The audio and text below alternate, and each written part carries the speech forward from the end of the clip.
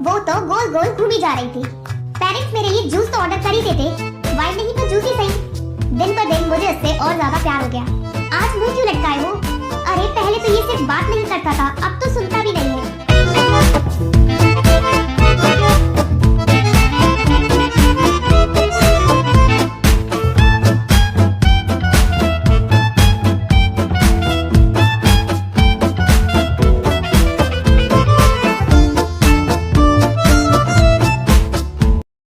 Hello दोस्तों, अगर आपने इस ड्रामा के पिछले पार्ट नहीं देखे तो पहले आप उन्हें देख लें। अगर आपको ड्रामा की एक्सप्लेनेशन अच्छी लगे तो वीडियो को लाइक कर दीजिए और मेरे चैनल को सब्सक्राइब कर दीजिए, जिससे आपको ऐसी ही इंटरेस्टिंग वीडियोस की नोटिफिकेशन मिलते रहें। नेक्स्ट डे सभी फ्रेंड्स मिलकर समर वेकेशन में कहीं बाहर घूमने का प्लान बनाते हैं, पर दोहना और सीबू वहीं बैठकर सोने लगे थे क्योंकि दोनों ने सारी रात जागकर बातें की थी। बोरम पूछती है कि रात भर सो नहीं पाए जो यहाँ इतने इम्पोर्टेंट बात के बीच सो रहे हो। दोहना कहती है मैं होटल्स के लिए सर्च करती हूँ। सीबू कहता है मैं इसकी हेल्प करूंगा। वो सभी अपना अपना वर्क डिस्ट्रीब्यूट कर लेते हैं। नेक्स्ट डे सारी इंफॉर्मेशन लेकर दोहना सबको बताती है कि उन्हें होटल नहीं मिल रहे अंडर एज की वजह से। मिन सोचता है लाइफ हमेशा वैसे नहीं चलती जैसे हम प्लान करते हैं।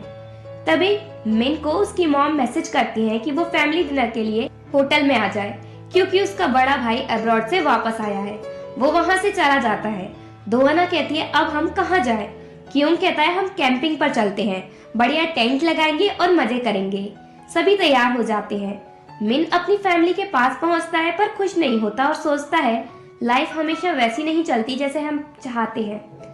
हम सब साथ में डिनर कर रहे हैं भाई की वजह से, नहीं तो हमने कभी इस तरह अच्छे से डिनर भी नहीं किया।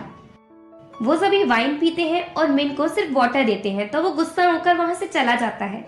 मिन स्टोर पर बैठकर सोच रहा था पेरेंट्स मेरे लिए जूस भी तो ऑर्डर कर सकते थे ना, वाइन नहीं तो जूस ही सही।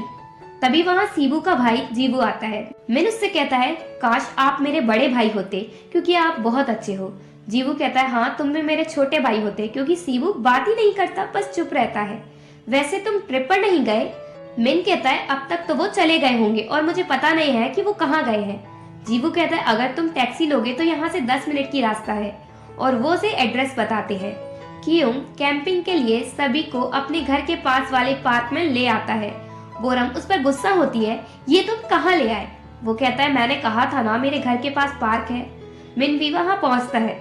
किम हना को उसकी मॉम का कॉल आता है पर वो रिसीव नहीं करती।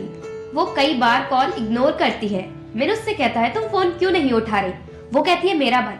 मिन सोचता है लाइफ हमेशा वैसी नहीं चलती जैसी हम प्लान करते हैं, पर फिर भी हम अपने मन की ही करते हैं। वो ऐसा किम हना की हरकत पर सोचता है। कियोंग कैंपिंग पर वाइन की बोतल भी लेकर आता है। सभी उसे पी लेते हैं तो आधे लोग नशे में हो जाते हैं। मिन और दोनों हना ड्रिंक करने के बाद भी नॉर्मल रहते हैं। कियोंग और बोरम ड्रंक होने के बाद जोर जोर से चिल्लाकर सबको बता देते हैं कि वो दोनों डेट कर रहे हैं। सीबू तो अपनी नेक को ही कंट्रोल नहीं कर पा रहा था, वो तो गोल गोल घूमी जा रही थी। किम हना को उसकी मॉम का कॉल आता है तो वो उनसे बात करने चली जाती है। मिन अपनी टीचर से बात करने चला जाता है और कियोंग बोरम को लेकर वॉशरूम चला जाता है। सीबू और दोहना अकेले होते हैं। सीबू दोहना की लैप पर सर रखकर सो जाता है। मिन अपनी ट्यूशन टीचर से बात करता है। एक्चुअल में वो उन्हें लाइक करता है और बाकी लड़कियों के साथ फ्लर्ट करता रहता है। जब वो वापस जा रहा था तो देखता है कि किम हना तो अपनी ग्रैंड माँ से बात कर रही है। तो बात होने के बाद वो उससे पूछता है तुम अपनी मॉम से बात कर रही थी या ग्रैंड माँ से? किम हना कहती है तुमने मेरी मॉम का कॉल आते हुए देखा था ना, तो मैं अपनी मॉम से ही बात कर रही थी और तुम यहाँ क्या कर रहे हो? वो कहता है क्यों, बोरम के साथ है और सीबू दोहना के साथ, तो हम भी डेट करते हैं। किम हना साफ मना कर देती है। मिन कहता है डेट करने में प्रॉब्लम ही क्या है, वैसे भी स्कूल में सब समझते हैं कि हम डेट कर रहे हैं। किम हना कहती है तुम वैसे भी बहुत गर्ल्स के साथ फ्लर्ट करते हो, तो मुझे छोड़कर किसी और को डेट करो अपनी लिस्ट में से। मिन कहता है ऐसा नहीं कहो, मेरी लिस्ट में कोई गर्ल्स नहीं है। किम हना सीधा कहती है तुम मेरे टाइप के नहीं हो क्योंकि मैं तुमसे बेटर पर्सन हूँ। मिन कहता है नहीं तुम अच्छी पर्सन नहीं हो, तुम झूठ बोलना बंद करो नहीं तो पकड़ी जाओगी। किम हना कहती है झूठ तो तुम बोलते हो, तुम सभी के साथ फ्लर्ट करना बंद करो क्योंकि जिसे तुम लाइक करते हो वो तुम्हारी ट्यूशन टीचर है। मिन कहता है तो झूठ तो तुम बोल रही हो कि तुम्हारे पेरेंट्स तुम्हारे आर्ट स्कूल के लिए पे कर रहे हैं। सच तो ये है कि तुम्हारी ग्रैंड माँ तुम्हारा सारा खर्चा उठा रही है, पढ़ाई से लेकर इस ट्रिप तक का। तुमने अभी तक सबसे ये सच क्यों छुपा रखा है? किम हना कहती है तो तुम भी तो मेरी तरह सच छुपा रहे हो। तुम्हें पता है कि दो हना तुम्हें लाइक करती है और सीबू दो हना को लाइक करता है, इसलिए तुम उनके बीच में क्यों आ रहे हो। मिन उसे ब्लैकमेल करता है कि मैं तुम्हारा सच सबको बता दूंगा। किम हना उसे ऐसा करने को मना करती है। तभी वहाँ ड्रंक क्योंग और बोरम आते हैं और वो दोनों समझते हैं कि अब मिन और किम हना भी डेट कर रहे हैं। इधर सीबू को किसी ली का कॉल आता है। जब दो हना सीबू का कॉल रिसीव करती है तो वो कोई लड़की होती है।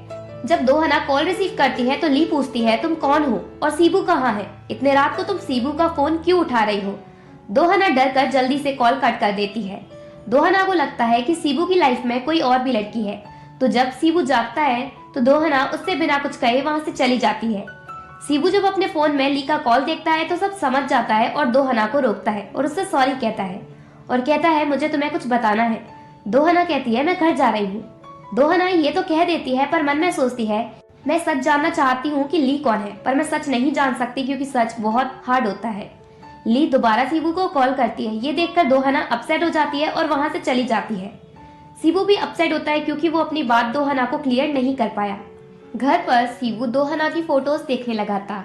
उसका भाई चुपके से उसके पीछे आता है और पूछता है क्या तुम इसे लाइक करते हो। वो कहता है नहीं। जीबू कहता है तो ठीक है, मैं दो हना के साथ फ्लर्ट कर लेता हूँ, वैसे भी ये बहुत प्रिटी है। सीबू कहता है बिल्कुल नहीं, तुम ऐसा कुछ भी नहीं करना। जीबू कहता है इसका मतलब तुम दो हना को लाइक करते हो और वो चिल्लाकर मॉम के पास जाता है। मॉम, सीबू किसी लड़की को लाइक करता है। देन हमें फ्लैशबैक में बताया जाता है कि सीबू दो हना से कब मिला और वो दो हना को कब लाइक करने लगा। एक रात सीबू बास्केटबॉल की प्रैक्टिस कर रहा था, तभी कोई उसे कॉल करता है और बास्केटबॉल छोड़ने को कहता है क्योंकि वो सारा टाइम बास्केटबॉल खेलता रहता। सीबू गुस्से में अपनी बॉल फेंक देता है। तभी वो बॉल दो हना को मिलती है। वो सीबू से पूछती है ये बॉल तुम्हारी है क्या। वो कहता है नहीं। दो हना बॉल उसको फेंक कर देती है और कहती है ये तुम्हारी ही है क्योंकि मैंने इसे तुम्हें फेंकते हुए देखा था। ये फर्स्ट टाइम था जब सीबू ने दो हना को देखा और तभी से उसे उससे प्यार हो गया। फिर वो स्कूल में मिले जहाँ सीबू तो दो हना को पहली बार में ही पहचान गया, पर दो हना उसे पहचान नहीं पाई और स्कूल में ही सीबू को दो हना का नेम पता चला था। दिन पर दिन वो उसे और ज्यादा प्यार करने लगा और जो सीबू शांत रहना पसंद करता था वो दो हना से बात करने के बहाने ढूंढने लगा स्कूल में। हर मोमेंट में दो हना उसे और भी ज्यादा प्रिटी लगने लगी। प्रेजेंट में जीबू शीबू से पूछता है कल तो तुम अपने फ्रेंड्स के साथ कैंपिंग पर गए थे, आज मुंह क्यों लटकाए हुए हो, और अगर दो हना के साथ कोई झगड़ा हुआ है तो जाकर उससे बात करो। तो सीबू उठकर सीधा दो हना से बात करने निकल जाता है। जीबू कहता है अरे पहले तो ये सिर्फ बात नहीं करता था पर अब तो सुनता भी नहीं है। बाहर सीबू दो हना को मैसेज करके पूछने वाला होता है तुम कहाँ हो, पर तभी वो अपने घर के बाहर पार्क में दो हना और मिन को देखता है बात करते हुए। दो हना मिन से कह रही थी कि तुम किसी को नहीं बताना कि हम यहाँ मिले। सीबू ये सुन लेता है और उसे बुरा लगता है। उसे लगता है दो हना मिन को अब डेट कर रही है और वो वापस चला जाता है। इसी के साथ पार्ट 5 एंड होता है।